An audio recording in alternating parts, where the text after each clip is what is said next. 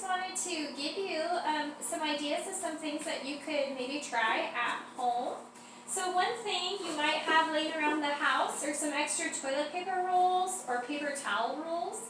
And one thing you can try making with these paper towel and toilet paper rolls are puppets. My daughters are working on building some puppets right now out of their toilet paper rolls. You can get crafty and make it with material, buttons, or you can use marker or color crayons, any of the materials you might have.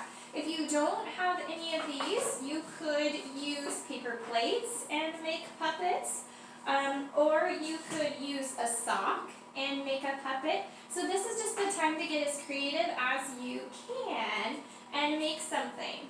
And then when you're done making it, what I would like you to do is practice retelling the story, or maybe act out your favorite movie, a favorite character. And I want you to try to use our storytelling rope. So practice with the setting, the characters, what is the problem of the story, what happened at the beginning, what happened at the middle, and what happened at the end, and what was the solution? How did they solve that problem?